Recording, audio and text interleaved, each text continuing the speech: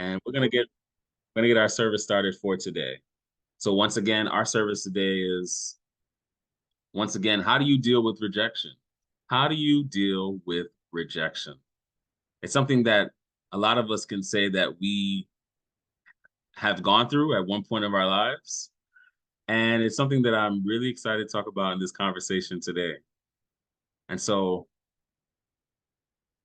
once again, for BTM, we want to make sure that we remember that motto: be biblical, be real, and be practical.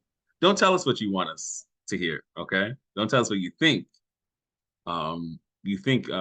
want to hear, but tell us, you know, things that you're going through. Tell us your experience.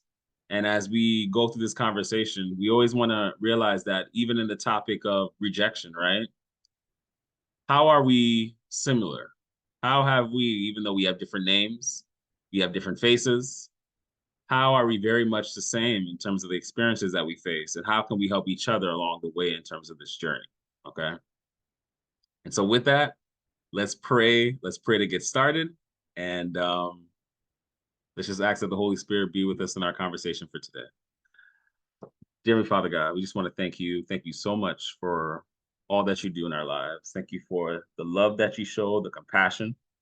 Thank you for never leaving us. And God, we thank you because you are not you are not a father that doesn't know what it means to go through pain. You know what it means to go through pain. You know what it means to go through devastation. And for the topic that we're speaking about today, you definitely know what it means to go through rejection. And so, who better to biblically look at as as someone that's gone through rejection? The Father's gone through rejection. We can also know that at times we're going to find ourselves also going through rejection for a number of different reasons, but the pain is still there as a result. And so, help us navigate the pain, the hurt, and thank you for all that you do in our lives, God. In Jesus' name I pray. Amen. Amen. Amen. All right. And so with that, I'm just gonna share some share some info with you all. But I was thinking about this topic of rejection, and even biblically, one of the things that I want to just bring to your attention is when we think about Jesus, right? We think about Jesus and even going through rejection. One of the stories that I can recall is in the book of Luke. And in the book of Luke, we can see that Christ is back in his hometown.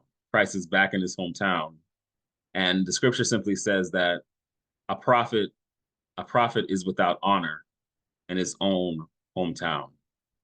And it shows that even in the place that you can call home, and even in the place that is familiar,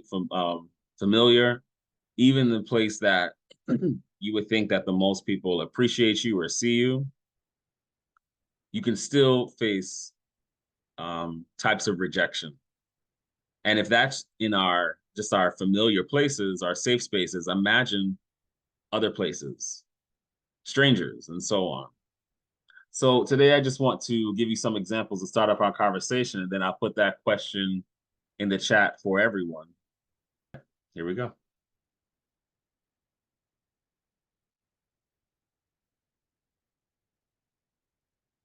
All right. So once again, how do you deal with rejection? How do you deal with rejection? It's a question that I think it's a great one to start off. And we're going to ask that question today. How do you deal with rejection? And think about that as we're processing that. But first, let's give you some information.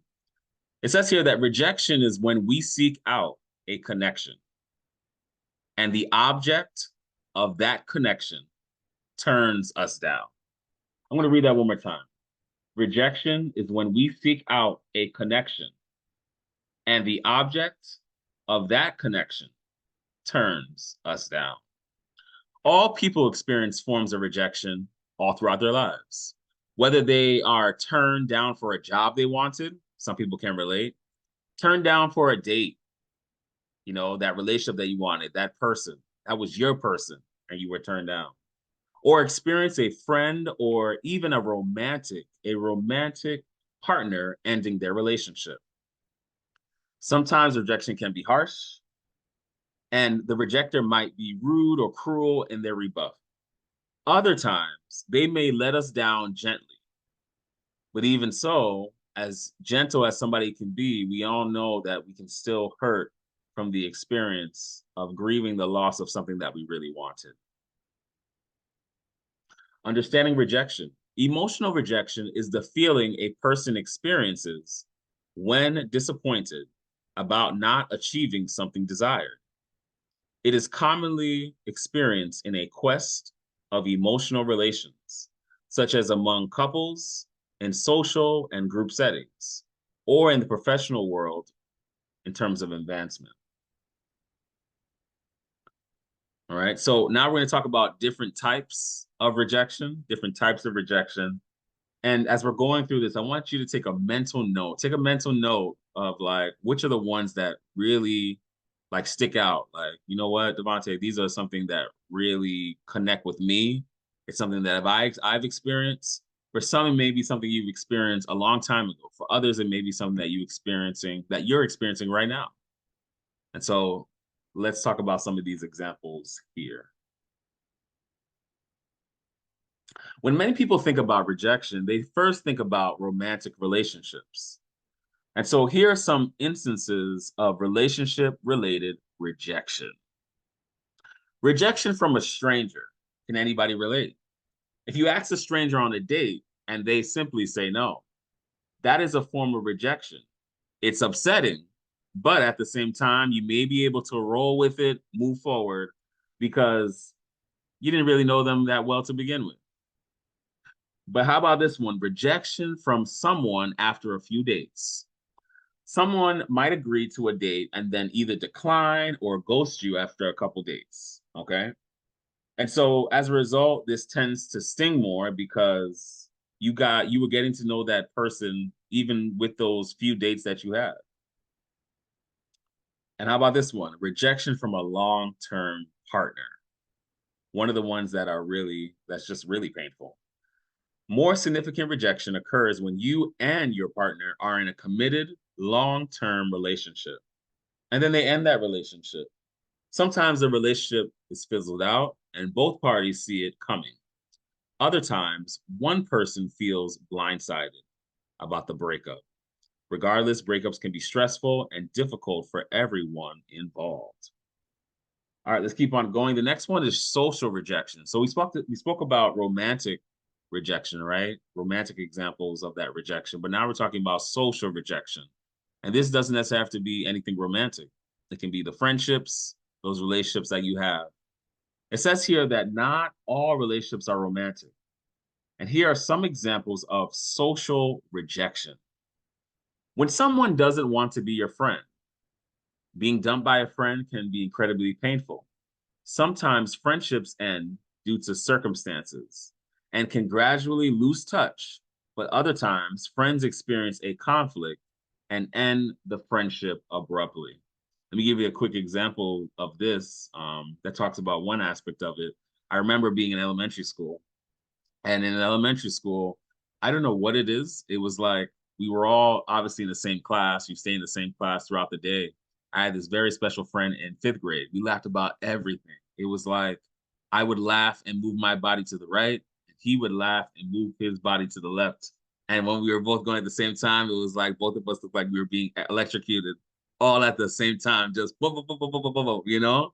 I mean, we nobody could separate us. We did some, but what? Like we were like a team. But when I went up sixth grade, it was like, wait a second, I'm used to you being my class, in my space. You're not in that space anymore. I don't know how to feel. This is weird. And I saw that we slowly just separated. He got new friends. I started talking to new people. And there's a part of the rejection, like, when I look back, I'm like, I remember having thoughts of, well, was I not good enough? Or what's going on? Like, he's laughing with other people, but he's not gonna laugh like he did with me. He's not gonna laugh like he did with me because we had a connection. But there was a rejection felt there. Okay. I'm done. Natalie, please, please, please, please, please. How about this one? Not being invited to an event or party. Not being invited to an event or party. Have you ever had that experience? Have you ever had that experience where you were not the one invited? Okay. Or maybe you were the person that didn't want somebody else to come to your party. It's okay if you were the one to do that. It's all right. But it says here that if you find out that some of your friends are planning to get together for a gathering and you have not been invited for some reason, maybe it's an event for couples only or you're single, you might feel rejected too. Last one. Some people still reject those who are neurodivergent slash have mental health conditions. Autistic individuals often experience, once again, autistic individuals often experience, sorry about that. They often experience social rejection if they are unable to mask and conform to the neurotypical communication styles and standards of behavior. This can leave the autistic person confused if they do not understand what they did wrong and why the friend ended the relationship. Okay. So once again, we spoke about romantic relationships. We talked romantic relationships and rejection. We spoke about social rejection as another example. And so now we're just giving you different examples as we get ready to start off that first question here, okay? The next one is professional rejection. This is a big one. Professional rejection. Can you relate? Can you relate? Here are some examples. Not being accepted to a college of your choice. Not being accepted to a college of your choice can be an example of rejection. You've had your heart set on a college of your choice and you receive a rejection letter. I mean, the letter is called a rejection letter. And you may question your intelligence and your abilities. Maybe I'm not smart like I thought I was. Or maybe I don't belong here like the rest of them do. Maybe I'm not good enough. All these thoughts in your head, all because of this rejection letter. Not receiving a job offer. Ever wanted that job so badly? You were like, you know what? This makes sense. This makes sense. My name is written on it. Why wouldn't they pick me? I have all the best qualifications. I even saw some people coming into the office and I'm like, I don't think they got what I got. Some people have those thoughts, right? But they end up not getting the job. It can hurt you if you get turned down for a job you really wanted and you may feel that you aren't good enough for that job. Not receiving a promotion. Some people have to beg for a promotion. We have to beg for it. I've heard stories of that, but not receiving a promotion is another example. You were hoping for a promotion and you may have put in a lot of work and feel that you deserve career success. When you're denied a promotion, it's normal to feel frustrated or even angry that it did not work out. The last one is warmth rejection. Warmth rejection. Warmth rejection refers to the experience of being excluded, dismissed, or socially rejected based on qualities related to interpersonal warmth, kindness, friendliness, or a perceived lack of empathy. A 2020 study found that an individual may be rejected if they are perceived as cold, unfriendly, unsympathetic, or emotionally distant. Warmth rejection usually results in sadness, okay? Another example of this is imagine you have a tight team at work. You enjoy them, but there's one member of the team at work that is a little stuffy. You know, when they come around, you can't have as much fun. And so this person might receive warmth rejection. You might see them at work and you guys are a team, but when you go to a nice restaurant and get your Jamaican food, whatever it is, I said Jamaican food because I was feeling for some Jamaican food with some gravy just a couple minutes ago. But you might hang out with them in person at work and you might talk to them like everything's all right. But you know they're a little stuffy. And you know you don't want them to mess up your vibe, your whatever. And so when it's time to go to that restaurant, guess who doesn't get an invite? That stuffy person. And then you go back to your job and they say, "Oh, the stuffy person says, "How was your weekend?" And everybody says, "Oh, it was great." And then they ask you, "Well, what did you do?" "Oh, we just had a great time this weekend," because you don't want to make them feel bad that they were not invited. Let's keep going. We're talking about, and for those that just jumped on, we're talking about different types of rejection. And let's talk about this one, self-rejection. Sometimes you don't have to point to anybody else on the outside. Some of us are masters. We're masters at rejecting ourselves. And the truth of the matter is, some of us have been taught so well how to be rejected that in order to stop the feeling in the future, even though it still happens, we'd rather reject ourselves before anybody has the opportunity to. And sometimes the premise is, at least if I know about it, I can do it to myself first because I know it's me. But you allowing somebody else to possibly do that and hurt me in that kind of way, I'm not going to give you that much control.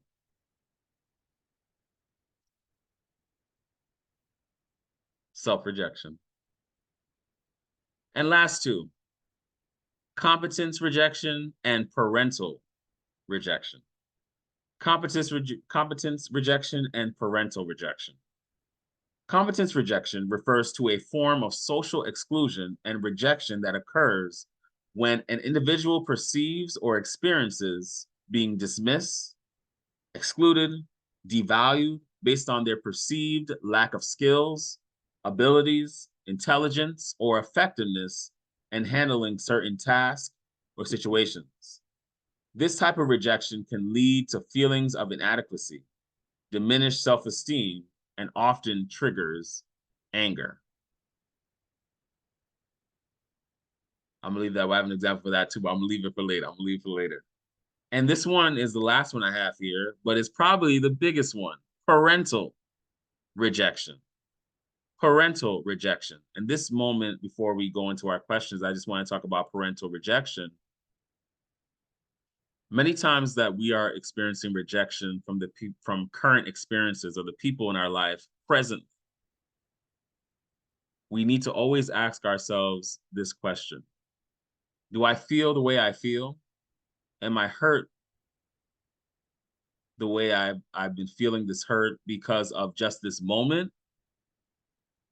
Or am I hurt because of my entire life?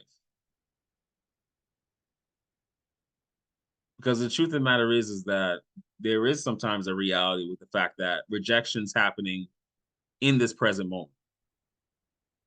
But with the intensity that we have it, the intensity that we experience it, or even the emotions that we have in the moment, sometimes it's showing that this is more than just a present hurt. It's adding up from over the years. This rejection's adding up from over the years that, wait a second, I've already felt rejected as a child. I've already felt rejected as a teenager in some certain experiences. And even certain examples, let me just give you an example. Let's say you're used to hearing a certain kind of tone when it comes to rejection in the past. And somebody not knowing your family history, not knowing you at all, they can be a stranger. They say something to you, and because it was a similar tone, because it was like a similar theme from what you remember, your body just reacts. Your body reacts because it's triggered. It's putting you back in that same state. It's putting you back in that same state as if no time had passed, as if you were that same exact person, as if you were that same exact child, right? And so when we think about rejection, many times we have to remember that rejection is very loaded. It's not about just the present moment about what somebody said, but it's also about how we have felt about ourselves our entire lives. And that's our part in the matter. Because the truth of the matter is if these people didn't say anything to you and their voices didn't have the opportunity to hurt you anymore, there's one voice that you would have to still check, and that's your own. because those internal thoughts of telling us we're not good enough, I can't do this, I can't do that, they still hit. And so the question is simply this: personally, how do you handle rejection? Personally, how do you handle rejection? And the second part of the question is, and I'll repeat this again, the second part of the question is, what type or types of rejection have you personally experienced? So once again, looking at the different types of rejection that we spoke about here: romantic rejection, social rejection, right? Competence rejection, parental rejection. There's a long list of different types of rejection. How do you personally deal with rejection? And what type or types of rejection have you personally experienced? So let's start right there for tonight. And yeah, let's see what you guys have to say.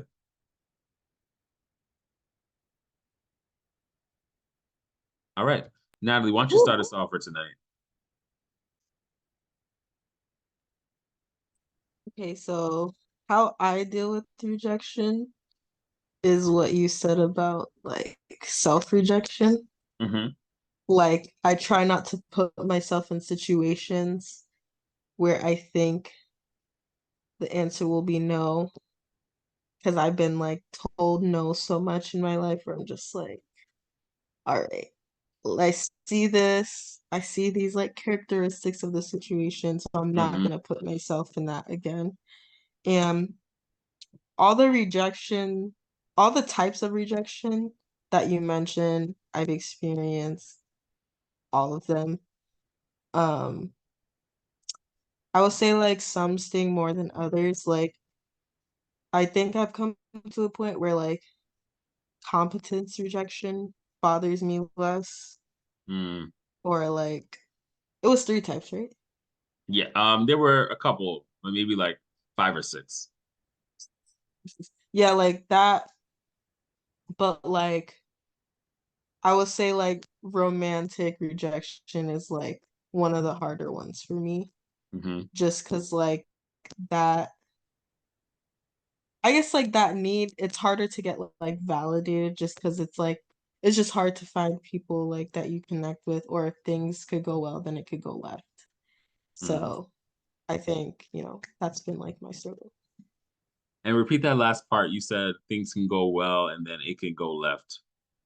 Yeah. So can you explain, can you give me an example of what example that you're comfortable with of what you have experienced in terms of that? Like I guess what I'm asking is, like, was it a thing where you thought it was going well and then you were hit with like a curveball and you were like, what just happened? Yeah, it was kind of like a curveball. Like I thought things were going well, but and like I guess their behavior like had changed a little bit. Mm-hmm. And I thought, and I was like, okay, I'm gonna try not to like spiral and go into like 30 different terrible scenarios that it could be. Mm-hmm. And then like a couple days later, they like called me and were like, they were just saying a bunch of things that were like really weird. And I was Mm-hmm. just like, and we were supposed to like go out in the next couple days, and they're like, oh, I don't want to do this anymore. And it was really weird. And I feel like I keep getting in situations where I feel blindsided. So Mm. I think that has been like that's like a trigger for me to like feel like I don't know what you're thinking. So then I always try to like guess what people are thinking and stuff. So, do you feel like? So, I guess my next follow-up question, and this is my last follow-up question. So, That's fine. yeah, because I'm. This is so interesting because like all this is like right, like connected, right? Do you feel like these people were like emotionally available or open from the very beginning, or were they I kind of had so? felt that way. Mm-hmm. I did feel that way, yeah. Mm-hmm. Yeah, because that's what I'm noticing too in terms of like relationships stuff like that. There are a number of people. They're like, yeah, I'm ready to be in a relationship, or yeah, I have all the components. And one of the things that people struggle with is the ability to tell somebody their truth, Mhm. And so, like, if they know deep down, like, this is not working for them, but they don't really tell you why it's not working for them or why they don't want to proceed any Yeah. longer. And as a result, it could be because they're not trying to hurt you. But I kind of told somebody recently, I was like, you're trying not to hurt this person. But as a result, you're still hurting them and you're hurting them even more because you're leading them Yeah. on. And your worst fear is still becoming a reality. Right. And Yeah. so because of one person's inability to confront and there's no closure, as a result, you experience that rejection. And that's not easy at all. It's not easy No, at it's not. I've literally never spoken to them again. So have no idea. Which I think it's better that I never spoke to them again, but it was kind of like, dang, all. Was you this by know. choice or you guys never crossed paths before? Again, I mean. Um, I think it was by choice. Like he just kind of was like, okay, well, good luck with everything. Then we just like never talked again. And I just like took him off social media and stuff, Mm, pretty mm. much. Yeah. No, and I appreciate you. I definitely appreciate you, being open about that. And there was one last thing that you mentioned that I wanted to really, this is not a question, this is more of just a comment about what you said. But you talked Mhm. about the experience of hearing no so much. And this book that I was reading in terms of like part of my reading for this conversation, this topic for tonight, it was talking about the fact that children growing up, when they hear the word no, they're hearing no, but they're not understanding the reason behind the no. So it depends on the parent, right? Maybe the parent would Mhm. say, like, it's a no, and I don't have to explain my no to you. And I'm pretty sure there were times where they had to do that because it's like, I don't have every opportunity or every chance I can't explain to you every single thing that's happening, right? But if it was Yeah. a practice where no was always said without any clarity, the book is talking about as children, we don't know. Because we're so self-centered as children, we automatically assume that this no has to be because of me, has to be because I did something wrong, has to be Mhm. because of my weakness or X, Y, and Z. Because we are at that age so focused on us naturally, And I thought about that no that you spoke about, and with that hearing that word no with no clarity, it's tough for kids. It's tough for any kid, and then becoming an Yeah. adult. So.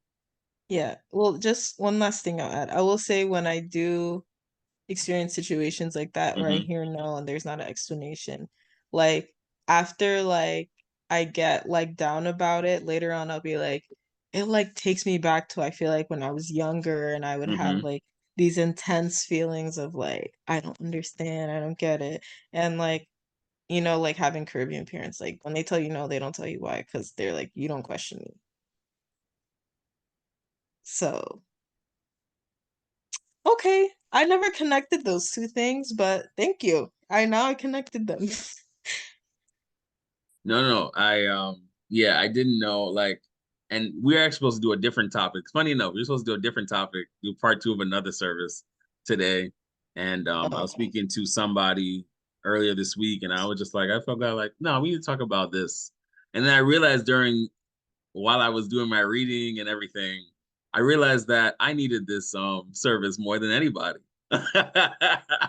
I needed this service more than anybody because I had not realized, and what we're going to speak about today also is are the are the stages of rejection. The stages of rejection. And when I was reading the stages of rejection, I was like, oh my gosh. I was like, I was going through that this year, you know? So we'll talk about that even more as we continue the conversation. But first, Stephanie, and then Tammie.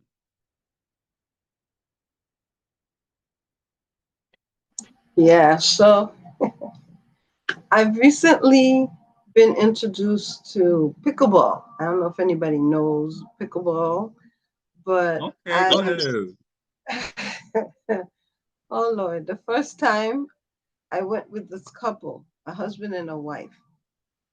So, and then what happens in pickleball is that you have to put your paddles down, and then they decide who's going to play, who's not going to play. Mm-hmm. So that whenever, they came across my paddle, and I said, it's my paddle, I'm a beginner, nobody wanted to play with me. I felt so bad, so rejected. I Mm-hmm. said, my God, but how am I even going to get good if you don't even give me a chance? And then Yes. it started me thinking about, Mm-hmm. then I started looking at all the couples, I saw all the families together, Mm-hmm. and I'm here all by myself. So yeah, that really triggered me a lot. Right. And I'm happy that you're able to, not happy about the feeling, right? But I'm happy about like you could like you being able to connect the dots, because you're talking about the fact that we can experience multiple examples of rejection all at once, Yep.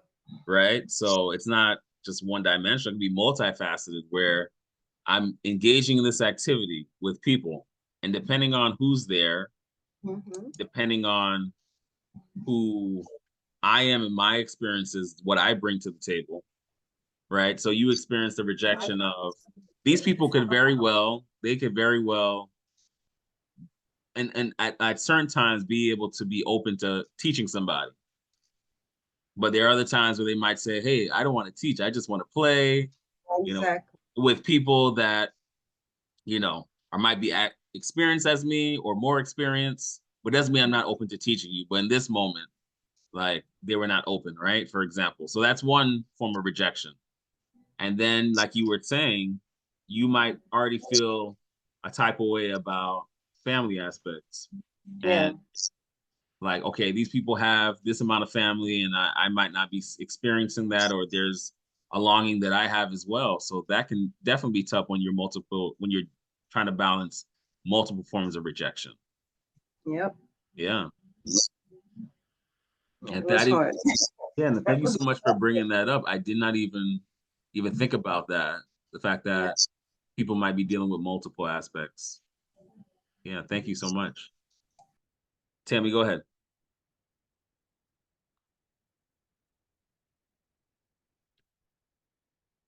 Okay, can y'all hear me all right? Yes. All right, cool. I'm gonna try not to crash into a wall. I'm just kidding. I'm just kidding. I'm kidding. Please don't. No, but okay, hold on. Let me show y'all this view real quick before I start talking. Can y'all see this? What's killing Wait, me is the not fact that me. you're in a canoe while is killing me. Look at this.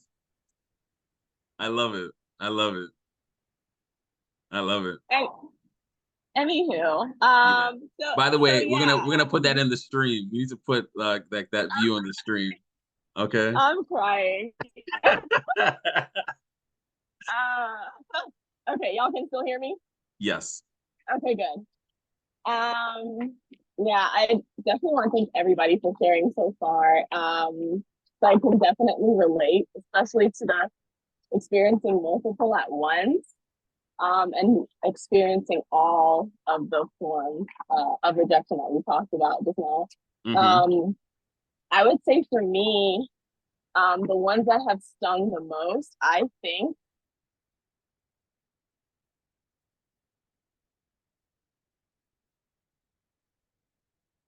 Tammie, you went on mute. Can you hear me now? I can. Go ahead. Okay. Okay, good. Yeah, so I don't know what the last thing y'all heard was, but I was saying that I can definitely relate with like the feeling of having felt all those aspects of rejection Mm-hmm. um individually and also multiple forms at the same time. Um I felt I think the ones that have stung the most have been parental rejection. Um and also more especially, we didn't necessarily hit it, but kind of, has been social. but familial rejection.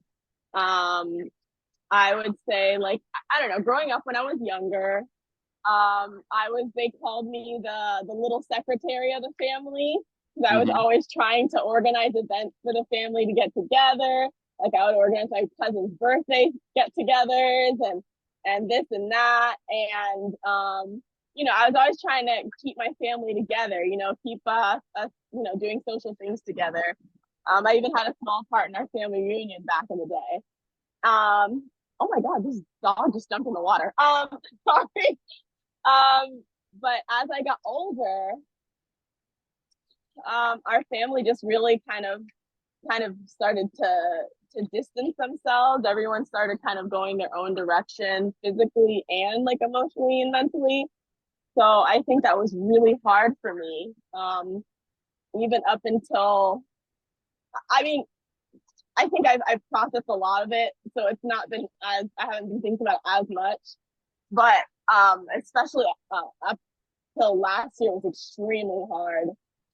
Just thinking of like the closeness I used to have with my cousins and like my aunties and so on and so forth, and even my own brothers.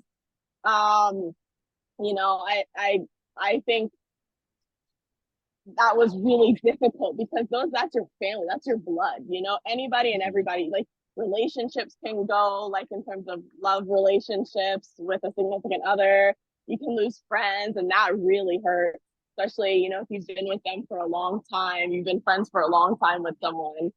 But I feel like, to me personally, nothing hurts more than familial rejection, because those are the people that were born to love you, that were blood, inclined to be connected to you. And if they don't, want you, Mm-hmm. that's how it feels. Like, if they don't want me, well then, my gosh, am I a zero? Like, that's crazy, because that's blood. Like, that's, yeah. So I think that was the hardest thing, has been the hardest thing for me to come to grips with, always reaching out and feeling that, like, actually, like, feeling that rejection, and always being the one to reach out, and then finally just getting tired of it and just stopping.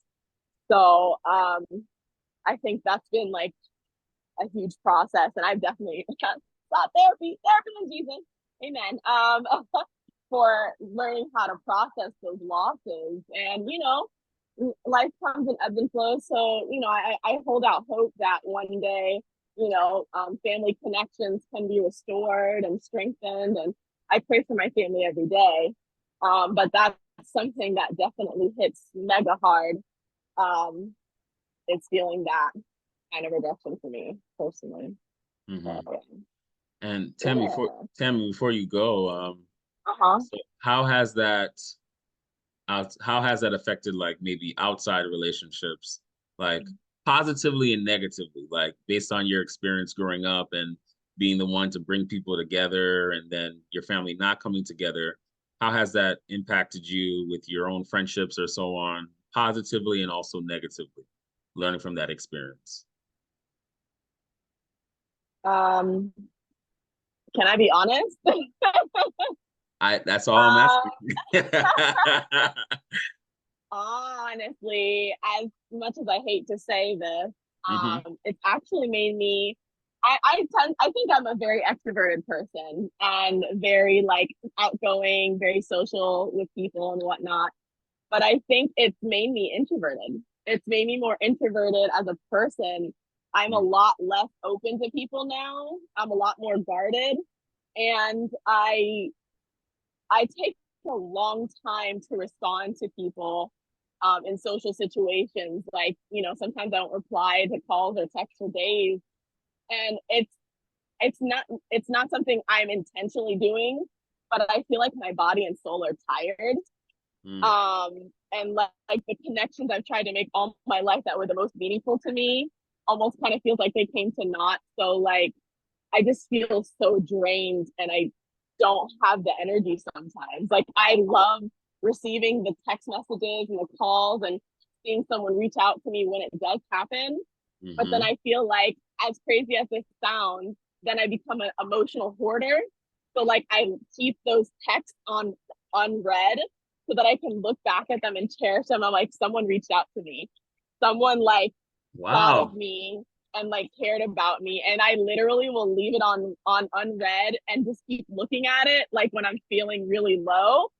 And then eventually I respond, but like I feel scared to respond because once I respond, then their text is like, it's no longer, now I'm waiting for them to respond, if that makes sense. Yeah. It's and And it's mm-hmm. and so now it's like, now it's open. Now I have like, I know this sounds whatever, but I have like an open gaping wound now. Like it's open, it's not closed. And now I have to wait for them to reply again for it to be closed again.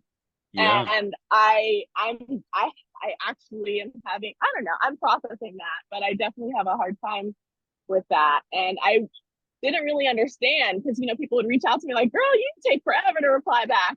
And I used to wonder, I'm like, well, why am I doing that? Like, why am I taking so long to reply? And I've realized that's why. So That yeah. is so deep. That is really deep. Yeah. I was thinking about, and I wrote this down while you were Uh-huh. speaking. I literally just wrote it down that when you talk about the fact that you kind of like hold on to that memory, right? Or hold on to the text that is you find touching, right? The fact that they Yeah. reached out. It's Yeah. like you possibly messaging them like allows the possibility for them to possibly let you down, if that Yes. makes sense. And Yes. yeah, so it's like this is the moment, like, wow, this is everything that I've been waiting for and asking for, you know. Yes. But I'm afraid that even though this is happening right now, I'm happy. Is it just gonna Mhm. are they just gonna disappoint me? Just like how I've been disappointed before, you know? And I Yes. was like, wow, that is powerful. That really is Yeah. powerful. And Yeah. you Like remind I've had, go ahead. no, and you reminded me what? No, say it, finish. Oh no. This is another story. Go you finish first. Oh, gosh, I almost kind of lost it. But you know, I've had someone said to me, some with some connection we were making, like, oh, you know, I want to continue, like, you know, I don't want to stop this connection, blah, blah, blah. But, you know, just realistically don't hold your breath. And I said, don't worry, I won't. And that just like the quickness with which I responded kind of hit my heart. And I was like, oh girl, oh security, like, ooh, you know, Yeah. like I'm so quick to be like, all right, block, all right, boom. Like I can quickly cut someone off if they Hmm. show like any toxic whatever, or like I can tell the energy towards me from them is changing. Like I'm so quick to cut them off. I'm so quick to block someone. And I think it really comes from that rejection. Hmm. Um, you know, the insecurity or history or experience. And I hate that. I hate that part of myself. I mean, I don't hate, well, I hate that that is a response that I have. And I mean, to be fair, sometimes it is helpful to do so, you know, to block someone who's clearly showing that they don't have your good interests at heart. But sometimes I feel like maybe I block opportunities for reconnection and healing of certain relationships because like I'm done, you know? Hmm. Um, like you won't get that chance or the opportunity to hurt me the way you just did. Like you won't get a chance to cut that deep again. Hmm. Hmm. Yeah. No, absolutely. But even when you said that, right, you spoke about you won't have that opportunity to cut that deep again. And Yeah. what we've been speaking about is like that comment, right? It's a lot for a lot of people, even for myself, right? We catch Mm-hmm. ourselves saying that, and it's much bigger than the people that are in this present moment. Yes. It's like we're carrying along, not realizing this original family, like my family as a child, you know, I was young, trying to bring things together, not realizing that despite my efforts, these people don't want to come together. Maybe, you know, maybe I'm just giving an example, right? They may not want to come Right. together, but I never had an Right. explanation. So all I see is that my efforts, you know, just went down the drain, and Yeah. it was all about me. And so I know what this pain feels like. And what we do is we get into protection mode. Yeah. And humans, they are masters at going and finding their own protection mode. And the thing is that I'm learning that to be very sensitive, more sensitive towards that, even myself, because when we say, oh, that person is just using that as a defense mechanism, you know, that's their defense mechanism, and you need to grow and da da da da. And at the same time, we have to honor what helped to protect us Yeah. back then. And sometimes even now, we have to honor the one thing that helped us to survive. That means we respect that tactic, that defense mechanism for what it did for us, right? But at some point, you know, we all have to grow in learning how to move into into thriving. And that's the hard part. That's the hard part. Patrice says, so wait, we're not supposed to be in protection mode? How do we thrive in that area? Because I need I need help. Okay, so Patrice, where are you? Are you able to come off of you? Yes. Okay, I want to pick your brain. I want to pick your brain because this is okay. Just to make you know, there's 3 people raising their hand. No, Okay? don't worry. It's gonna be it's gonna be it's gonna be quick. Don't worry. Okay, so let me read your comment one more time. And then, so wait, we're not supposed to be in protection mode. So how do we thrive in that area? All right. So describe what protection mode for you is. Oh Lord. I mean, I agree with what Tammie is saying in the sense of like, I really resonate with what she said. Like, if people show you, like, you know, they say if they show you who you are, believe them. Mm-hmm. And so, like, I feel like I'm the type of person that, like, I give a lot and I have room for a lot of empathy. And just like, I'm not like, I understand. I used to be like that too. Like, you know, cut somebody off if they just one side of something. Yeah, you're done for. You're blocked. But like, I've learned to do a little, you know, just a little tad bit better, you know. But like after a certain time, if you keep on trying, if you keep on checking on somebody, and then it's like a flat affect, I'm Yeah. like, um, yeah, Jesus can get your child Yeah. and leave them alone.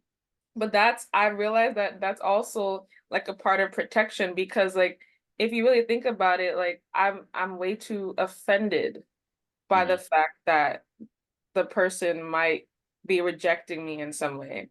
And so I mean I've been acknowledging it, but I really don't know what to do with it. Cause like how do you maneuver to thrive and not be so offended? That's where I'm a little confused. I'm with you, sis. Yeah, girl, we here. Yeah, but that's situational. Depend on what is the offense like that you feel offended by. And the other thing is, I believe that you're correct by your statement. That's why I asked you what protection for you was.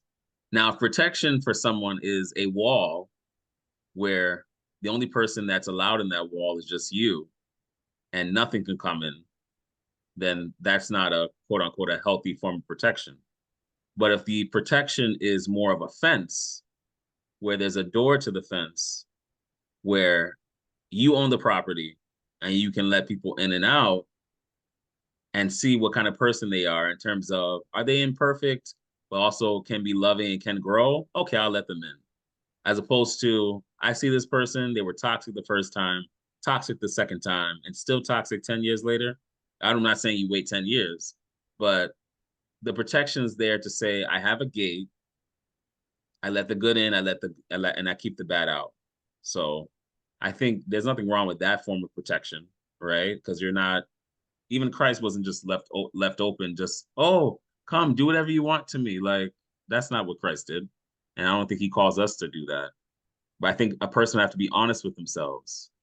When I protect myself, am I doing it so nobody can touch me? So I don't feel anything? Am I doing it so that while I'm protected, I'm the only one in this space? That not even God is allowed in this space? Or have I been hurt, but I also learned that there are some people that can be healthy for me, some people that are not, and I have a fence that it can allow the good to come in and keep the bad out. Let me see here. Okay, so We're gonna go back to Paul. We're gonna go to Paul and then Braxton. There we go. Yeah, yeah, happy Sabbath, everyone. I mean, I'm just so impressed by what the kind of exchange I'm hearing. For the first time in my life, I've had to have therapy myself. And what I see going on, especially between you and Tammie, I mean, I just think it's awesome, man. I mean, people pay lots of money to have someone listen to them like that and respond to them like that. I mean, I see you responding to her like my therapist has responded to me the last 4 sessions we have had. And I think that's awesome, man. No, really. I mean, you do it with so much, I don't know the right word, empathy, or that's not a word. I mean, you listen to her and you respond to her as if you're so concerned about what's her experience, and allow her to share so much of her of what's going on inside of her. And I think this is great ministry, man. We don't have a lot of this around in any church. This is awesome. I'm serious when I say that. I am so impressed.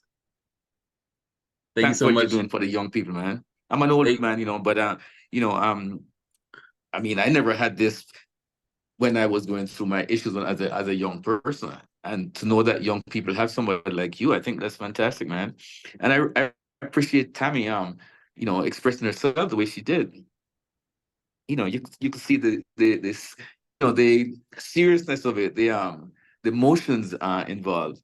Um, and she sounds so genuine and honest. Yeah, I mean, I think it's good what you're doing, man. Keep this going. praise God, Paul. Thank you so much. Good to hear your voice. Good to hear your voice. Thank Yeah, you. Tammie's great. Tammie's great. Tammie's great. These are my people over here. These are my people. Braxton, you're up. Hey, happy Sabbath, everybody. So, um, I feel like the hardest rejection like I've had to deal with is parental. Um, from a very early age, my father was like never a part of my life. It's just been me and my mom. And like the few interactions I would have with him, I want to say like started around second grade. But he was just using me just to get to my mom, trying to get back with her. And so once he got the hint that my mom, wasn't interested, like he cut me off completely, just changed his number and everything. So like and in the mind of a second grader, it's like, wow, like something. Well, I really didn't understand what the heck was going on. Mm-hmm. I just knew that I felt hurt. And so then like like I want to say from maybe third grade, I just had, like a wall up against men. It's like, don't even look at me. Who the heck are you talking to? Don't don't try to correct me or nothing. Like I didn't want, like any male authority figure to say anything to me. Mm-hmm. So, and I was fine like that. I was really okay. Like I was living my best life with him with that wall up. But then in high school, one of my teachers, like he broke my wall down. And then like I became more vulnerable, open. I kind of started to like uh realize why I was doing what I was doing. Mm-hmm. And then kind of like what you said about like in fifth grade, uh when you and your friend had to split up, I kind of went through the same thing when I graduated high school, because it's like now my relationship with that teacher is changing. I'm not gonna see you every day, so there goes my fatherly, influence and everything. Mm-hmm. And I was mad because it's like, so why did you break my wall down knowing full well that I wasn't gonna see you after high school? What you being messy for? Over here just setting me up for failure. So, and then like from graduating high school in 2020 up until now, I'm a college student now, but I'm actually having to kind of heal the little boy who was hurt by his father. And now like it's turned into me trying to please other people. I've spoken with you about this before, but I'm a singer, and I when people ask me to sing, like it gives me an escape. I don't have to think about the pain or nothing. You know, it gives me an output, you know, where I feel needed, where I feel valued and accepted. But it's come to a point where like I do it so often, like I don't have time for me. I get burnt out. And like I'm gonna be honest, like I say yes to all of these singing opportunities so much to the point where I've had three rehearsals in one day. Like that's how much I try to avoid, you know, thinking about that. But yeah, so now I'm trying to say no to these opportunities, but you know, it's hard. It's real hard. And Braxton, I really appreciate you, you know, being open. By the way, well, show some love to Braxton. I personally know Braxton. Um, this is my guy right here, and we just met recently, right, Braxton? We just met recently. Yes, we did. We just literally like couple like this year, a couple months ago. April. April. Look, you remember the exact month, April. And this is my guy right here. We catch up all the time. But I have a question for you in terms of like Braxton, in terms of what you said as well. Because when you were speaking, I was just like, wow, like I could connect with you on like feeling type of way about male figures. Man, I used to have this one track mind, like, man, these guys, especially father figures, I hadn't processed also the fact that I had my own like father hurt and everything. So I would have like a negative view towards father figures and everything. And I realized how detrimental it was, you know. So I'm glad that you and myself were able to start having a healthier view because it's not easy at all. But in currently, right, you speak about the fact that you're trying to say no to singing opportunities and realizing that singing has become a part of your escapism and also is a source of external validation, right? Like I do this and, you know, I like the feeling I get when people, you know, they at least they appreciate me and so on.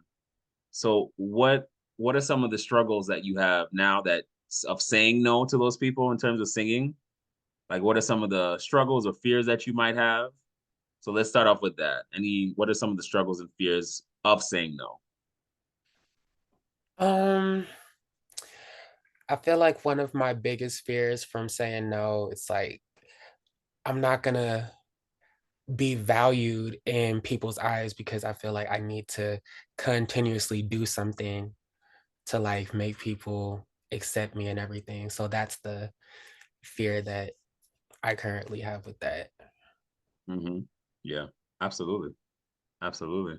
And I definitely just connect with that. Um, hold on. Oh no, we're good. We're good. I definitely absolutely connect with that, and I think it's hard, right? Because in this process of saying no, you're going to be challenged with not so much relying on that validation coming from the outside, but you're going to be challenged on letting that validation come from within. If these people weren't here at all, For right? sure. If I didn't sing for the next 3 months, did I stop being an amazing child of God? Did I stop being amazing Braxton? No, I don't stop being that because the people are not who defines your beauty. The people are not defines your genuineness. It's God who defined that. And the biggest lie that we're told, and now we're trying to denounce now, is that we're only important when people want us. We're only important when people desire us. No, we are special. We're important. We're loved because God designed us that way. And so this is the biggest moment for you. It's going to be sometimes the hardest, but if you in this season can remind yourself that I am special, God made me, you know, I I'm going to validate myself and not so much rely on others, then it's going to be the start of a new chapter for you, my friend. For The sure. start of a new chapter. And so you can, when you text me and we have our private conversations that will stay private, you just know, just let me know, hey, hey, Devonte, I might be going through a day, right? I'm going through a time where I'm feeling that urge to go seek outside validation to prove that I deserve to exist and deserve to be here. And you just say, I need like a little motivation, and I'll let you know, Braxton, look no further. You have to start believing it. Well, shoot, you're gonna be hearing from me about like a few times a week then at this point. You are hilarious. You are hilarious, man. Oh my gosh. Oh, side note, I don't mean to interject too much, but Devonte, is Braxton on the chat? Because we also have open support Oh technically once a yeah. month. So that Yeah. can be helpful for you, We gotta, Braxton. can you add Braxton if you want to be a part of open chat? Feel free to message Patrice. Patrice, can you add him for me? Yeah, just text me your number, Braxton. I Okay. think I should be able to do that. Okay, I definitely will. Let me do that right now. Yeah. And Braxton's even a smaller group as well. So, we a team of us, Patrice, you don't know Darian yet, but you'll come to know her as well. And Arshley, I think she was on as well. But a couple of us, we do the support group and yeah, do a small group and support people monthly. So feel free to jump on that and share your number with Patrice. Definitely will. Awesome. All right. Anybody else? Anybody else before we continue on? Anybody else before we continue on? My hand is up, Devonte. Oh, sorry. Go ahead, Aruthy. Good evening, my beautiful, beautiful young people. This is a tough topic. This is a really, really tough topic because I think, oh, let me ask you, was self-rejection on there as well? Yes, self-rejection was on there. Because I think I have been plagued with dealing with probably every one of them, Mm-hmm. And my, even post-therapy, I'm thinking, I should have a better response to these things. But what I really want to do is retreat, run. Mm-hmm. Remember my track shoes, hence the best runner in the world, But I've been thinking that maybe it isn't that I have been rejected as much as I have rejected myself, which projects onto other people, which makes me think that they're rejecting me.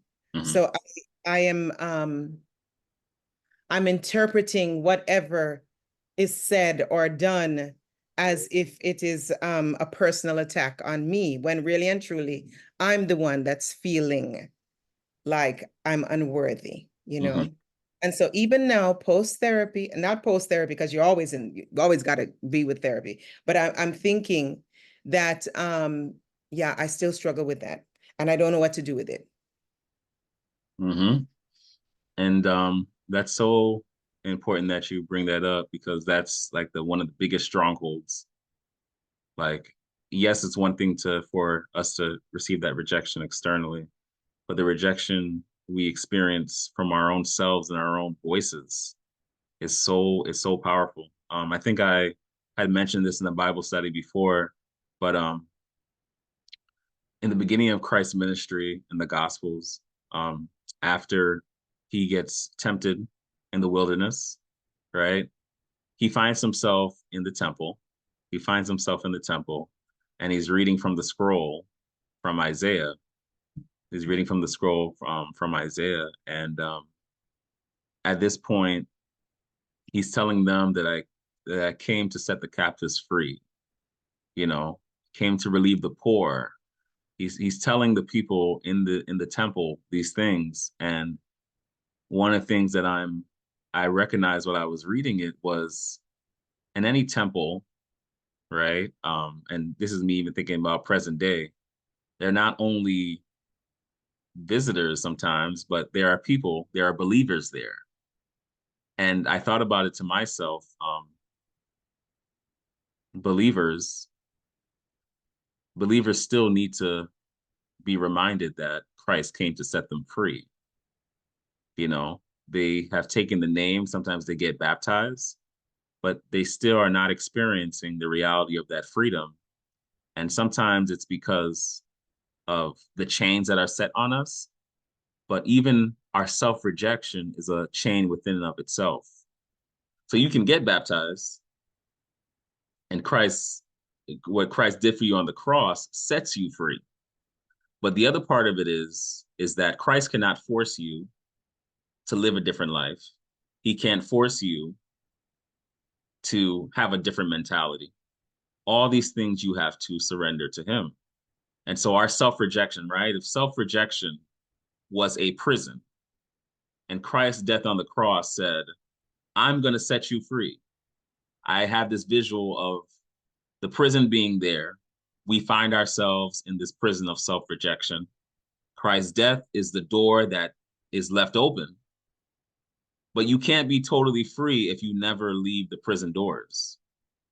The doors are open, but if you never actually stand up to actually walk out, you're stuck still. You're stuck still. And so a lot of times the self-rejection is what we are experiencing. They were seeds that were dropped in us from younger, those voices, this, and you can't do this. And in reality, these people were probably saying it because they probably didn't know any better. They probably thought they were helping. They probably thought that this was for your good, but it left seeds of doubt, no matter what Caribbean, non-Caribbean, no matter what family or household. But the fact of the matter is, it left a deposit. The people are now gone now, right? But the remnants of it is still within you. And so until you work hard, and I'm saying in general now, I'm not talking about you or Ruthie, but I'm saying in general now, until we say to ourselves, okay, it's clear now that it's not the outside person. Maybe it is for somebody else, but for some of us, it's not the outside person. Because there's so many of us that now, like you said, we have secluded ourselves, we protected ourselves, but we're still hearing those voices. If that's the case, it's a good sign of self-rejection and a good sign that we need to denounce the words that we are still believing about ourselves. So, all right. All right, so we're going to transition to the next part, and then we'll talk about some solutions. But before we go to the stages of rejection, because I want to see, are you guys familiar with these stages, and kind of see what are some of the stages that you have experienced, sometimes you have difficulty with. But I want you to think about this question. How do you personally deal? What are some solutions in terms of dealing with rejection? What are some solutions you have in terms of dealing with rejection? One of the things that we want to focus on during our meetings, every time we meet, is not just giving general solutions, which we already do, which we'll share tonight, but we want to know also what you are currently doing, right? Just like how you're able to talk about the problems or shared issues that you might have, we want to make sure that we also hear the shared solutions, because it might be a blessing to somebody that's in this space. All right. So once again, the question is simply this to think about. And yes, healthy solutions. Healthy solutions. What are the healthy solutions that you personally practice in order to deal with rejection? Okay.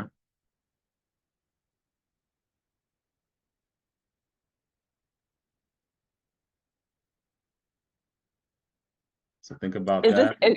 is this going to be a 72-part series? Because You know what? I wouldn't call it a 72-part series, but we can revisit it if there's an aspect of it, right? After after the next service that we have, we can always break it down into even more services and everything. I'm always fine with that. I'm always fine with that. Because it's a lot to unpack. And then you can sometimes go back to the same topics and take it from a different angle and perspective. So, all right, here we go. So I'm going to share with you the 5 stages of rejection, the 5 stages of rejection. And interesting enough, I was talking to my mentor today because I was like, let me make sure I don't say nothing crazy, you know? I love how I'm trying to share my screen and it went to the wrong slide, but it's all right. But I was talking to my mentor today about the 5 stages of rejection. And I was looking online. I was like, wait a second. The 5 stages of rejection are very similar, are exactly the same to the 5 stages of grief. And so I'll say that again. The 5 stages of rejection are similar to the 5 stages of grief. And I was just like, to my mentor, I was like, oh, of course. And I'm talking about Selachek. I was like, duh, Devonte, of course they are, because rejection is a type of loss. You're grieving. Yeah, so it's of course it's going to be the same. And so with that, I want to share with you the 5 stages of rejection that we're going to be talking about here. So the 5 stages of rejection, also referred to as the 5 stages of grief. Okay. Number 1, denial. Denial. Okay. And when we talk about denial, I'll give you some biblical examples as well. But denial. There is no way the paper, and this is, for example, for like a job opportunity, they're giving examples. Denial. There is no way the paper could have been rejected. Clearly, the editor made a mistake and sent me the wrong decision email. Have you ever known anybody like that? Or have you been the one to say that? Okay. So the 5 stages of rejection. The first one is denial. Number 2 is anger. I am going to fight this. The reviewers do not know what they are talking about. The editor should know better. I'm going to write a strongly worded email to the editor, giving them a piece of my mind. Okay. Number 3, bargaining. And remember, these 5 stages of rejection, we can experience different types of rejection. Relationship, social rejection with platonic relationships, professional. This will be an example of professional rejection. So number 3 is bargaining. I am going to offer the editor something so they will overturn their decision. That is, agree to write a review, referee more papers, and so on. Number 4, depression. The paper will make or break my career. Since it was rejected, clearly my ideas are all wrong. So the depression aspect is going to the far extreme of being totally negative, thinking that because I didn't get chosen to be the editor, I didn't get this opportunity. Of course, this says that all my stuff is incorrect. I should quit my job. I should never be an editor again. This is it. That's all. I knew I was terrible at this. That's the far extreme that people go through. And then number 5 is acceptance. Acceptance is simply this. I'm sure they had good reasons for rejecting my paper. You're okay. You come to peace with the decision. I also want to just say that here that when we talk about rejection, many times we have to realize that rejection can happen and it's not something that needs to be personal. It's serious, but we shouldn't take everything personal. And what I mean by that is, doesn't mean that your feelings are not valid. It doesn't mean that your feelings don't matter. But sometimes people give us a look on the outside, and let's say their nose is itching them. But because they were looking in your direction and they were scrunching up their face, all you saw was that they were scrunching up their face and they gave you a look, and then your mind was just like, you see, I'm not liked. Meanwhile, all you were going like, this is this. You know? It can happen. Sorry, Danielle's looking at me and giving me a look. Like, by the way, Danielle says that like when I'm looking intent, like very like when I'm very intensive, like she goes like, you do like this with your eyes, you're gonna make people think that you think something's wrong with them. And I said, Don, I said, come on, I really do that? So I looked in the mirror, and it's true. I really do it. So I have to be careful because people might think like I'm looking at them like, what in the world are you saying? When in reality, I'm like, I like what you're saying, but my eyes are not showing it. So It's because you're reading them. yeah.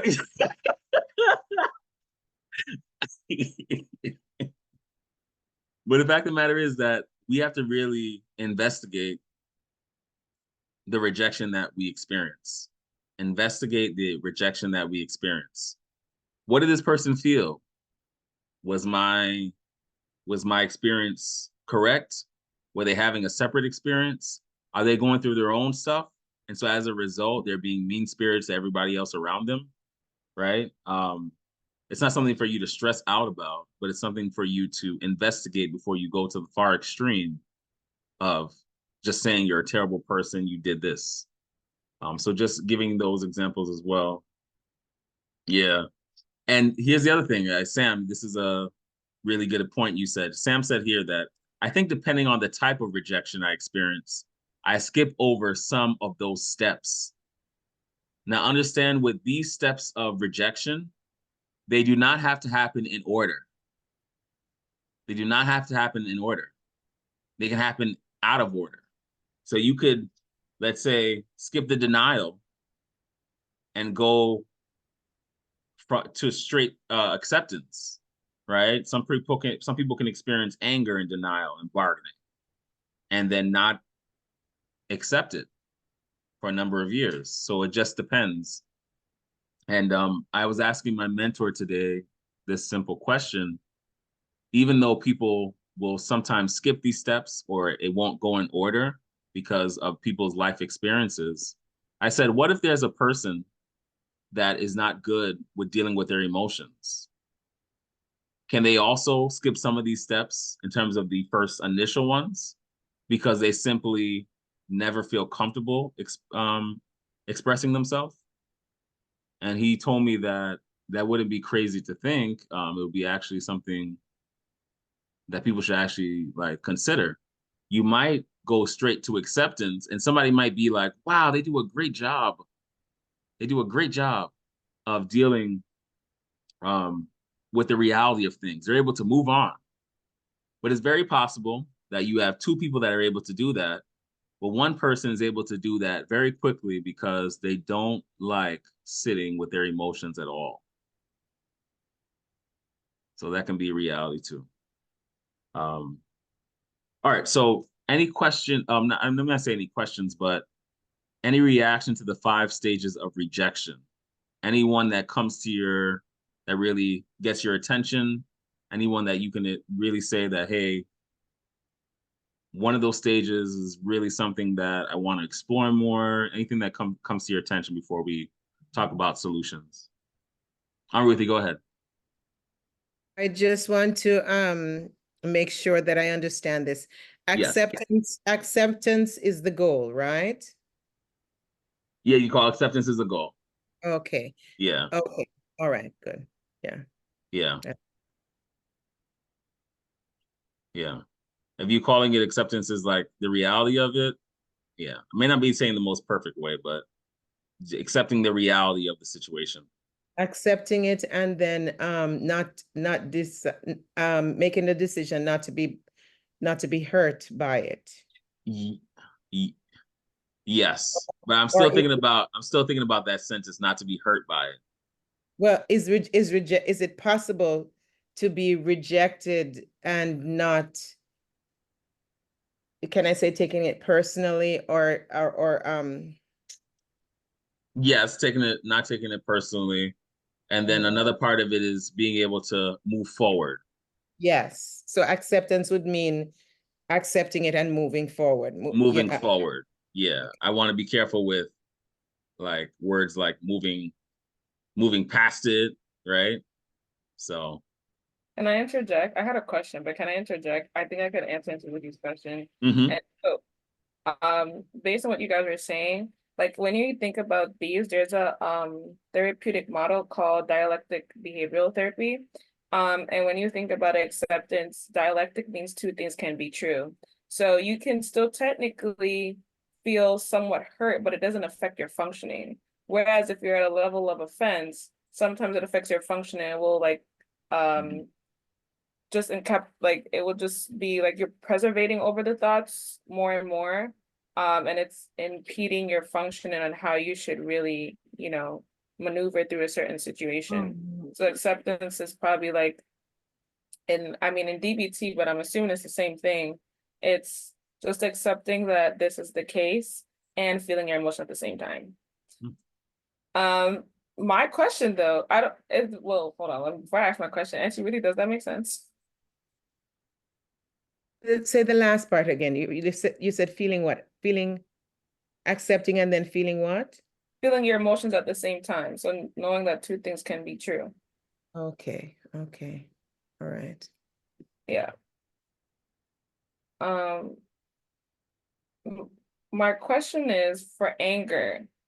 It's what does it say? I'm going to fight this. Is that a bad thing, or is it only when it impedes your functioning and you're doing stuff like blowing somebody's car up because you're mad, versus like actually having a conversation about like I like like saying like I feel this because this happened and I want to create a solution. Would that be fighting for something? It's still a fight for it, but I don't think I'm saying it's a bad thing. Okay. You were No, just saying these are the 5 stages of grief or rejection. oh no, I'm just trying Yeah. to understand the anger part. That's what I was just trying to understand. Oh yeah, yeah.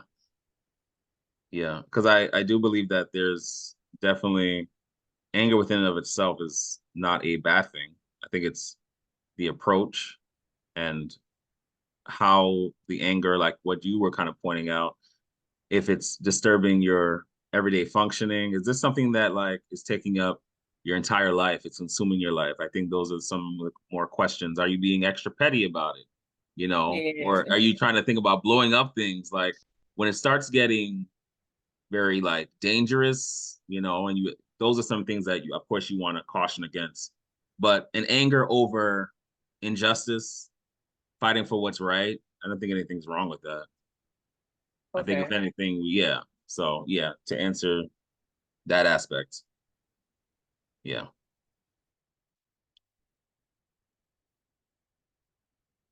All right. So now we have about 10 minutes left. I want to hear for about 5 minutes, you know, that question, what are some healthy solutions that you have found in terms of dealing with rejection?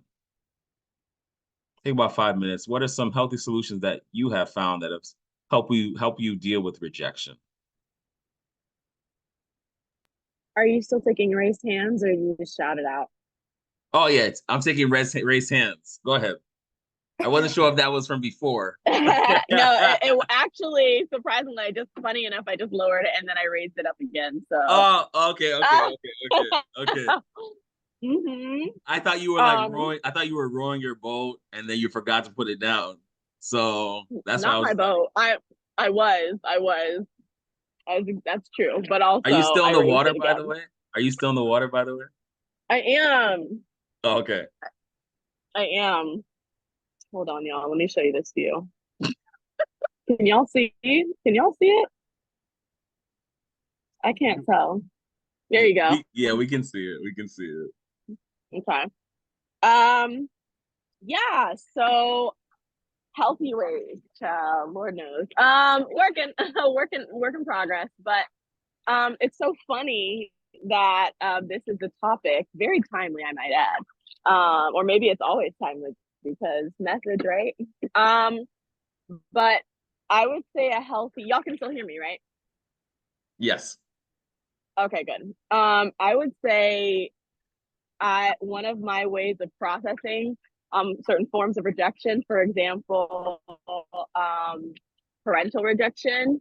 It's really funny. I was just watching the interview with Marlon Wayans on Club Shay Shay, and I love Marlon Wayans down. I love the Wayans family down. And he's very intuitive, and he was sharing something that really hit super close to me. And what he said, and I was literally just watching this part today, funny, like an hour ago. What he said, or not an hour ago, but what he said was that, you know, sometimes you have to recognize that, like, you know, maybe your parent knew that they weren't, you know, anything great, you know what I mean? Or at least they thought of themselves that way, I should say. You know, like maybe your father wasn't there for you in your life, but maybe he knew that he didn't have anything to offer you. And so he, you know, went on his way and, you know, didn't try to complicate your life. But the beauty of it is that you can accept the fact that he made you. Like, he is the reason that you're here, you know, and that's a gift. And so I was like, you know, that's so true. Like, even with the experience of, you know, feeling that type of pain, like, I am here. I'm canoeing on a big old waterway, having the time of my life and living because of my dad. Whether I want to, you know, sing it or not, it is what it is. And I'm here because of him. And so I'm grateful for that gift. So that was actually a very recent revelation, like recent as in today. So yeah, that's, you know, a great way that helped me process a bit of that. Wow. That's beautiful. That is beautiful. And people asked where you were. So I told them, Tammie, that you were sailing in a canoe in Italy. And such a beautiful time. So enjoy Italy, Tam. I'm crying. Enjoy Stop Italy. it. Y'all, it's cat, bro. I'm in Seattle, Washington. Damn, you should have seen on Ruthie. When I said Italy, this is on Ruthie. Now you gaslighting me, bro. I'm crying, Sheree. It feels like Italy. It feels like Italy. Yeah. And then Sheree is like, so this is Sheree. I almost cracked up in the chat because she's believing me when I said you were in Italy. And she goes, whoa, where is it? They had me dying in the chat. She's like, oh, for real? Like, so between Sheree and then Aruthi with her, Aruthi, I know when you go like this. In tears. I am in tears. Y'all are doing the most. Devonte, you're too much. You're too much. I'm crying. Oh my God. Oh my goodness, man. He is doing the most. No, I'm doing just enough, Sheree. I'm doing just just enough. Hello. Just enough. I'm not gonna crash into you, I promise. Yeah. Hey, make sure you're paying attention when you're driving, okay? I am, y'all. I am. Listen, I am navigating the waves, but you know, when someone like a motorboat comes by, it kind of like the waves kind of turn your boat a little. So someone was paddle boating next to me, and I said, I promise I won't crash into you, and I didn't. So yay. Better you than me, because if I was on that canoe, I would crash right into them. Both of us are going down. Both of us are going down. Both of us. I'm gonna be in that canoe. If I'm not with people in the canoe, I'm gonna be on solid ground. Never gonna leave. Never gonna leave. Not going in there. Tears. But yeah, that was my major takeaway. Even literally a lesson that I learned even today was the importance of like the gift that my daddy gave me. Even though he did not bless me with his presence, he blessed me with life. So message. Crazy. I like that a lot. Can I respect the fact that you brought me life, even though you were not there with your presence. I like that a lot. Like that's really a really mature place to like get to, and it's not an easy place. All right, so Jalissa and then Patrice. Go ahead, Jalissa. Jules, if she can hear me. I can. Hi, Why did you everybody. answer like that? Like, what's wrong with this guy? No, I just finished my workout. Today was Oh, everybody, okay, so okay, okay, okay. trying to You see, get this I in almost zone. called you rejected. But go ahead, go ahead. Why are you like, Why am I like this? I don't know. I really don't know. I really don't oh know. man. Um, okay, so healthy solutions. I don't know if I so much have healthy solutions. Now I think I have to like kind of look at it, but um God has just been so sweet where I do get little God winks, right? Where in that time of feeling rejected or whatever the case may be, I can get a message from somebody just like encouraging me about something. And it happened yesterday. I don't know if it was so much rejection that I was feeling, but it was something that I was feeling and I didn't like the way I felt. So something was in there. And just being able to get like a timely message or um, something to just happen where it's just like, all right, God, I see you still looking out for me. Right. And I think for me, like where I am right now in my life, it's kind of like, God, like I literally cannot do anything without you. Like if you're not there, I'm not going. I'm relying heavily on the Holy Spirit at this point because it's above me at this point. So as cliche as it sounds, and I kind of get it now, like just being older, being a mom and a wife, like looking at how, our parents when we were younger and they would say things like, we just gotta pray about it or just trusting in God and leaning on it, leaning on him. It makes a lot more sense now. Um, and it kind of it definitely holds more weight now. So Hmm. yeah, I'm not trying to be out here raw dogging it. Say that last part. You're not trying to be out Oh, here. I realized what I said, and I'm not gonna say it again. Oh, So okay. You didn't, Jalissa. Yeah. And it's so crazy because as soon as you said that part, that's when your volume started going down. It was like da, da, da, and it was like it would started going down. That's wild. yeah, how he's a hedge of protection around Look us. at that. God giving second chances out here. Go ahead. Yeah, take Come it. on. Come on. Nah, I heard it, Jalissa. I heard it. I love you so much, Tammie. I love you. I miss you. Well, somebody said that they miss you, Tammie. You'll have to when you come back from Paris and Italy, you'll have to come and visit them. Tammie, Patrice, go ahead. Y'all Y'all, are pathetic. pastors are not supposed to lie. Stop it.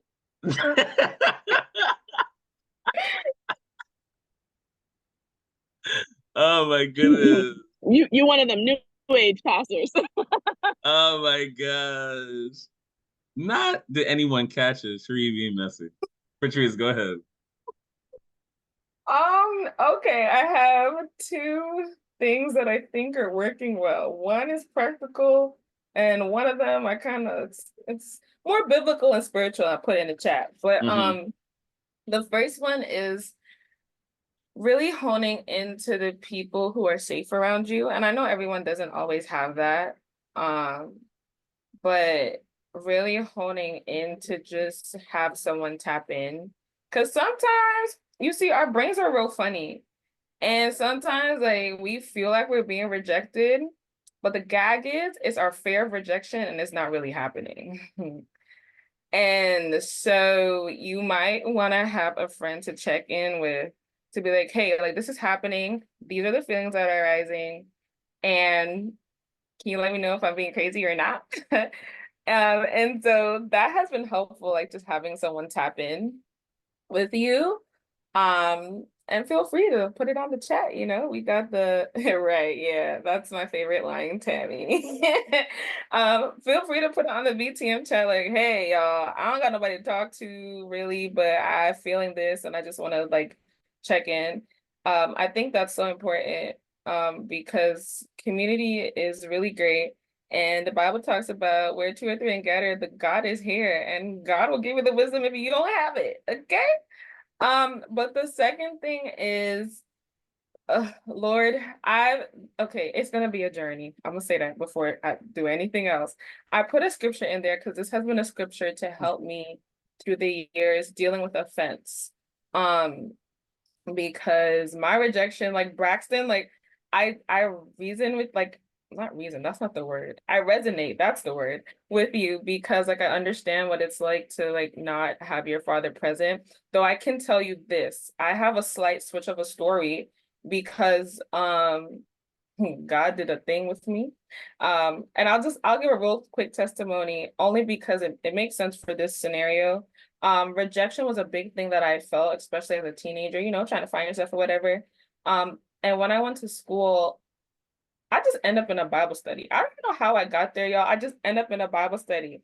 But anyway, the Lord basically showed me through this great servant of his, that if I didn't deal with the offenses that I had towards my father, that the way I saw my father was going to be the way I stay seeing God.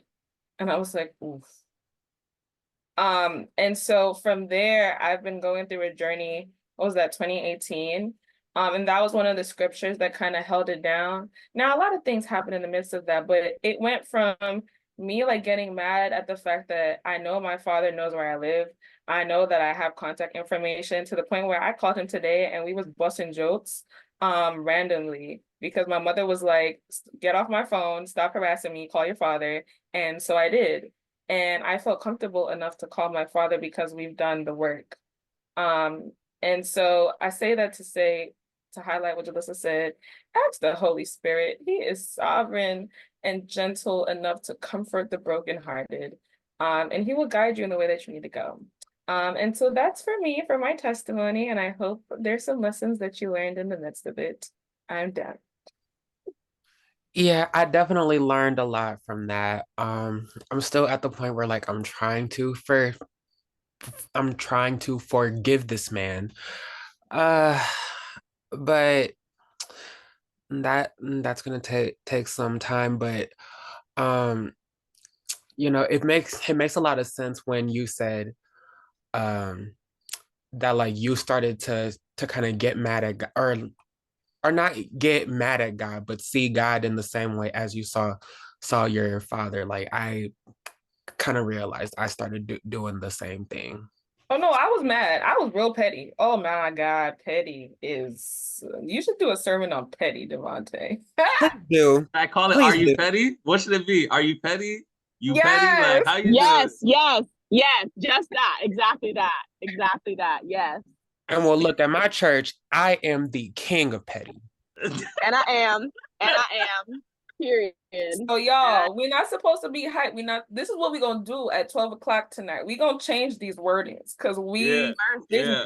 there's power in words. We gotta be real careful, and it's fun to justify our flesh, but we gotta do better. I'm saying that it's so hard. I'm shocked I didn't stutter while I just said that. But let's just now. No, Yeah, but for because real the though, but flesh be fleshing. we have to acknowledge it though too. Like we gotta acknowledge it. We can't dismiss it. We gotta be like, yo, yeah, for real, I am petty. And how do I get better? How do I change that? How do I improve that? Yes, let's please message. Let's go. Yeah, I got you. No, we gonna find different words, right? Don't see, because you know how like stuff be happening. Okay, I'm going on a whole side point, but I just want to make a point, right? Like that, I don't remember where this is. Is it Colossians 4? Maybe. When it's like I'm perplexed, but I'm not struck down. No, I'm perplexed, but I'm not destroyed. And stuff like that. Like just being able to switch the wording, being able to be identify what you're feeling, but also being careful of the wording so that you don't use it as a label. We gonna do that tonight. I just hope that's what we gonna do today. Speak it, speak it. And we'll give you more updates about that. Announcements. We're about to do announcements in just a few, but just I see some hands still up. We're gonna save it for Afterglow. Let me see here. Not sure if she okay, she didn't see my message yet, but before we do the announcements, just some quick solutions, some practical solutions as you guys spoke about yours. Healthy ways to cope with rejection. I'll just read some of them out. The healthy ways to cope with rejection. Let go of self-blame, okay? Sometimes rejection happens because of a mistake we made, but ruminating on blame can get in the way of moving forward. So first one is letting go of self-blame, okay? The next one is simply this. See opportunities for growth, okay? See opportunities for growth. Even if the rejection is due to mistake, you can take the opportunity to learn from it and change how you would approach a similar situation in the future. So there's some instances, for example, where you did feel rejected, but maybe it was because of your approach. Sometimes people reject us as a result of, maybe somebody has a bad attitude and they don't want to speak to them during that time. It's a rejection, but it's also a room for improvement when it comes to that example. Engage in self-care. I love that. Engage in self-care. It can be easy to get stuck in the feelings of rejection, especially if you deal with something they call rejection sensitive dysphoria. That's not something that we'll talk about tonight, but definitely sounds very interesting. Be gentle with yourself and utilize coping skills to help you care for yourself. Feel your emotions. Allow yourself to grieve. Allow yourself to grieve through all those emotions, as hard as it is. List your successes. Remember that rejection is specific to the situation. Even if it feels bigger than that, it can help to remind yourself of times when you were successful. Unhealthy ways to cope with rejection. Don't compare yourself to others. Rejection can sting even more when we see someone else succeeding where we have fell short. We're all on our own journey, but it is okay if your story looks different than someone else's. Don't downplay your feelings, okay? Rejection is painful. You may feel tempted to downplay the emotional reaction if you feel like others have it worse. And that's one thing that really bothers me. Can we always look at somebody's situation and make the judgment that there's somebody out in the world that has it worse than me? That may be true, but it's not an opportunity to dismiss and deflect the reality of your situation. I believe that everybody's called to have empathy, to walk in someone else's shoes. But that doesn't mean, as a result of somebody having a worse situation, that you denounce and deny what you have experienced. So having a balance. And last but not least, there's a couple more. Practice acceptance. Take a step back, take a deep breath, and work on accepting the situation that made you feel rejected. Before we can work through our feelings, we have to recognize them. One way to do this is to write down what happened and how it made you feel. You can even write a letter to the person who you feel rejected by. You can even write a letter to the person who you feel rejected by, even if you don't intend to give it to them. This helps you get out of your feelings, and journaling can be a powerful therapeutic tool. Recognize that the rejection might not be about you. Another one is reconsider your expectations. A good portion of the pain and rejection comes from unrealized hopes and dreams. Let's say you are eyeing a job promotion. You might start imagining how it would feel to have that role and how much extra money could help you. When you build up a mental image of the benefits, you might feel a power loss if you don't get it.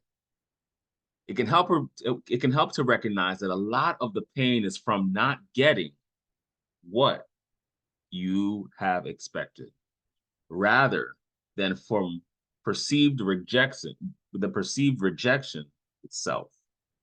All right. So those are just a couple of different tips that they have here in terms of practical solutions, and also practice boundaries as well. But with that, as we're going to close out tonight with prayer with our service, I think we'll do a little afterglow after. But just some announcements for you all. Let's start off with this announcement. The first announcement that we do have here is that this is correct. Our first fruits prayer call, we're going to be having it tonight. They've been doing it monthly. And so 12 a.m., not tomorrow, but 12 a.m. tonight, we'll be doing our first fruits midnight prayer. Today is September 7th, right? So 12 a.m. to 1 a.m.